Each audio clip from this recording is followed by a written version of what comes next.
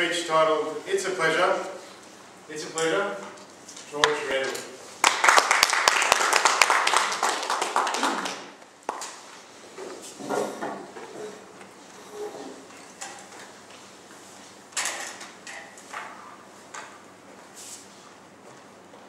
Mr. Toastmaster, fellow Toastmasters and guests, do you work? And when you work, do you do it for pleasure? Or do you do it because you have to do it? Not just working 24 hours a day, but perhaps doing a task. Tasks along the lines of what Daniel was talking about, and Greg. So you've got to listen carefully to this, folks. Years ago I read an article from a writer, an American writer, John Beckley. John was writing about the importance of us humans having to work. And believe it or not, he said that if we want to be successful, and we want to feel good, we need work just as much as we need food. He also said that if you didn't have to work, the likelihood is that you would want to. Well, how about that? Listening to John Beckley, I came up with his theories and came up with a triad, a triple whammy of thought patterns to help me do just exactly that. To help me think that work, rather than being a chore and a burden, would be a pleasure. Now, all of these good things come in threes, and the three things I'm going to tell you about tonight are A, which is for attitude. R is for requirement. And T is for timeliness. I was going to add one on the front there about finding the work. But I decided that 4 letters for a 3-letter acronym just wouldn't work. So what then is that all about? What is the attitude? The requirement? And the timeliness of it. Well, you see, what John talked about was the fact that work needs to be defined. What is work? How come we can have some people who do the same work that's considered to be work or the same activity, and other people do it, it's called pleasure. Take, for example, the fisherman goes out into the seas to get food, to put in the fishmongers that we buy. Yet, the recreational fisherman can go out, and it's called pleasure. Some people call it pleasure. But what is the difference? And you probably think of lots of similar situations.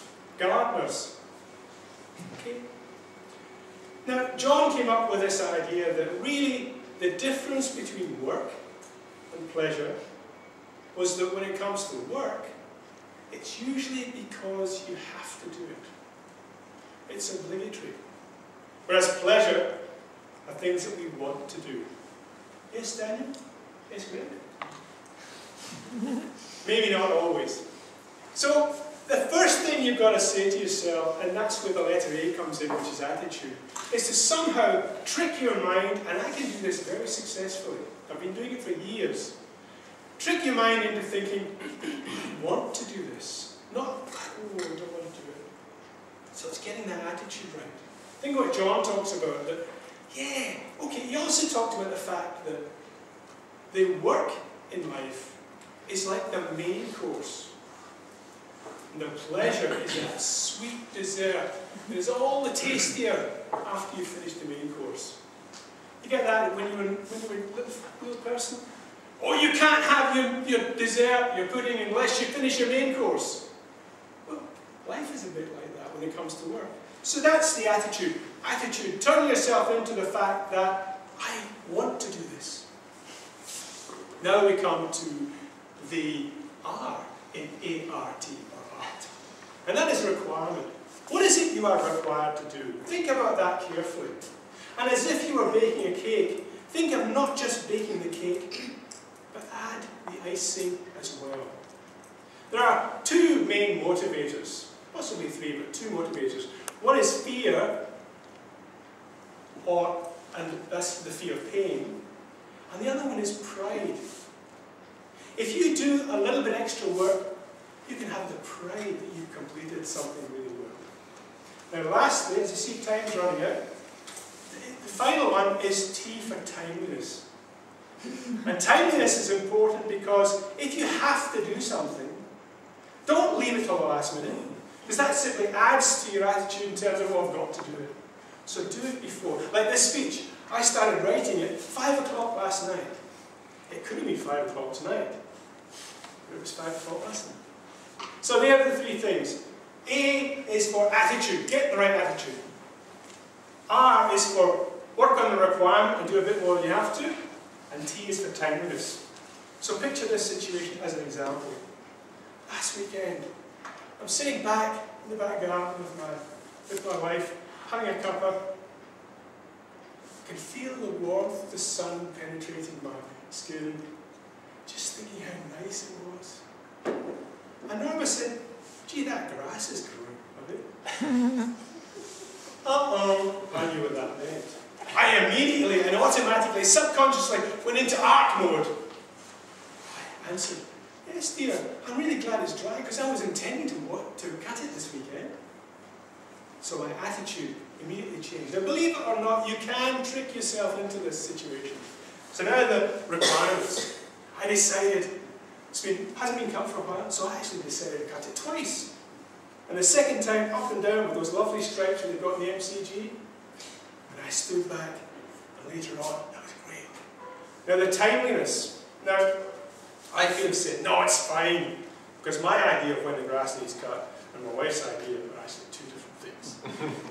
But I said, no, I'll do it now, and that worked. So if you do